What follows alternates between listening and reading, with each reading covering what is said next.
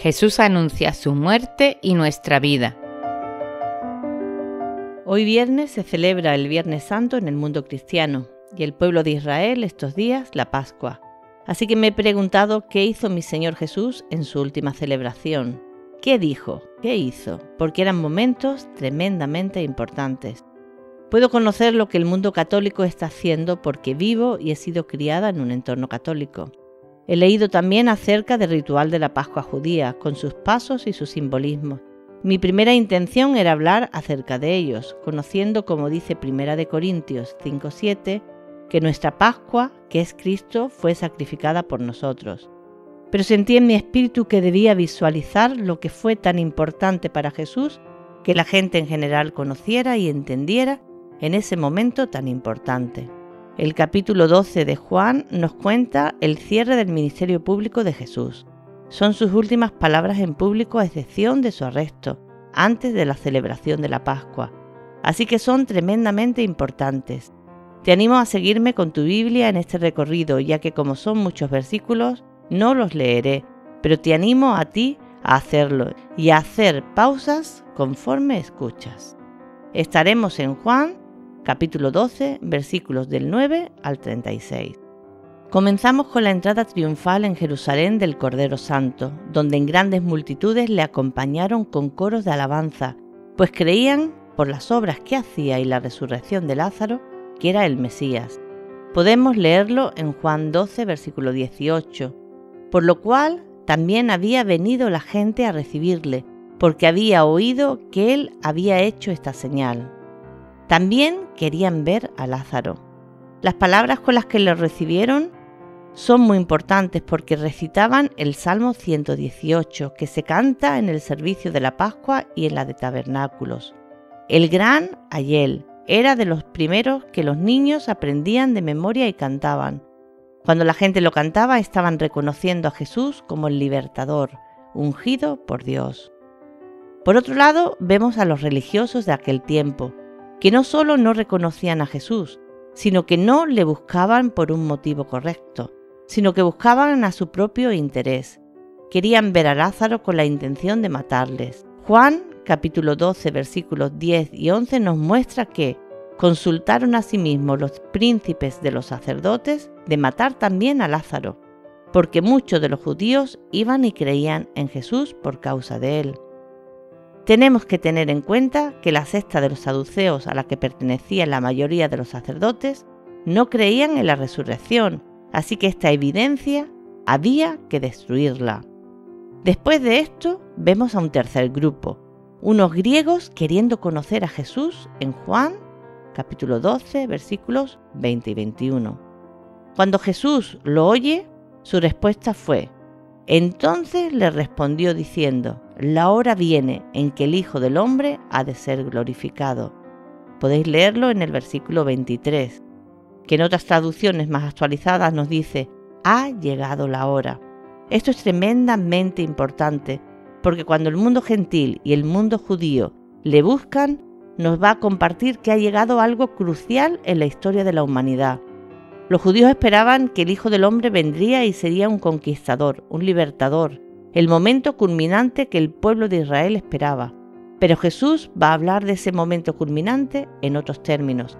No es la hora para la liberación de una nación determinada, sino para que se produzca el acontecimiento que dará oportunidad a la salvación universal. Así que va a pasar a hablar de su muerte. Va a usar el término amén, amén para compartir una tremenda verdad. Para que haya fruto y productividad, el grano debe morir. Con una imagen que todo el mundo podía entender, nos explica muy bien que solo es por medio de la muerte que vendrá la vida, que la muerte no es el fin, sino un gran paso para un gran propósito. Eso era aplicable a él, pero también a nosotros sus siervos. Aquel que quiere ser servidor de Jesús debe aborrecer su vida en este mundo, seguirle, lo que implica obedecerle, y así recibirá vida eterna y el Padre le honrará. Repetimos, los que quieren tener vida deben estar dispuestos a perderla, aborrecerla, dejar de aferrarse a este mundo y las cosas de este mundo. Esto trae grandes beneficios, vida y honra. El hombre muchas veces busca su propia honra y por ello no es capaz de morir al yo, pero es muriendo al yo en servicio y entrega a Dios que obtendremos la gran recompensa que traerá satisfacción a nuestras almas. Jesús está llamando a la humanidad sin distinción de nación a servirle. ¿Cómo podemos servirle? Sirviendo al mundo en su nombre, allí donde Él nos ponga. Hay que entender que servir implica morir al yo, al orgullo, aborrecer al mundo, pero que trae grandes beneficios a la vida. Nos dice, estaremos con Jesús. Tenemos el privilegio de ser útiles en el avance del reino de Dios. El Padre nos dará honra. Aunque ese momento era el punto culminante de su venida, no por eso no tenía sentimientos enfrentados ante Él. Su alma estaba turbada, pero no por eso dejaría de cumplir con su propósito. Así que en vez de pedirle al Padre que pasara esa copa de sufrimiento de Él, pidió que el Padre se glorificara. Barclay escribió, el verdadero valor no quiere decir que no se tenga miedo. Puede querer decir que aunque se tenga un miedo terrible, se hace lo que se debe hacer. Ese era el verdadero valor de Jesús. Bengel escribió, aquí se encontraron el horror de la muerte y el ardor de la obediencia. Esta oración produjo otro momento sumamente importante en la historia. Antes había ocurrido en el bautismo y la transfiguración, y ahora podemos ver que nuevamente la voz del Padre se oye de forma audible. ¿Qué dice? Y lo he glorificado y lo glorificaré otra vez. Versículo 28. Podríamos creer que este mensaje era para fortalecer únicamente a Jesús, pero Él mismo dice que no es por Él, sino por los que estaban allí escuchando. Es interesante que muchos allí decían, es un trueno, otros un ángel. Y es que somos así de torpes muchas veces en lo espiritual. No llegamos a entender y en vez de preguntar a Dios y buscar entender su respuesta, decimos, puede ser esto o aquello. Aprendamos a prestar atención espiritual a las cosas del Espíritu, porque como dice Jesús, son para nuestro provecho. Jesús continúa diciendo que se iba a producir el juicio del mundo y Satanás sería echado fuera. Nos dice, ahora. Así que los acontecimientos que ocurrirían debían haberlos reconocido dentro del gran propósito de Dios. Lo que parecía la derrota de Cristo y la victoria de Satanás iba a ser definitivamente todo lo contrario, la derrota de Satanás y la victoria de Cristo. Jesús nos dice, ¿de qué tipo de muerte iba a morir? Iba a ser levantado, y todos los que miraran con fe hacia Él recibirían la salvación, así como ocurrió en el desierto. Cuando dice el pasaje en el versículo 32, y yo, si fuera levantado de la tierra, a todos traeré a mí mismo, nos deja claro que el que la gente se acerque a la cruz, mire a la cruz, parte de Dios y no del hombre. Qué triste que dice, a todos traeré a mí mismo, pero no todos aceptan en fe ese ofrecimiento, sino que a lo largo de los siglos muchos, millones han rechazado y siguen rechazando ese ofrecimiento. La respuesta de la gente da a entender que habían entendido que estaba identificándose como el Hijo del Hombre y que estaba diciendo que iba a morir. Leamos Juan 12:34.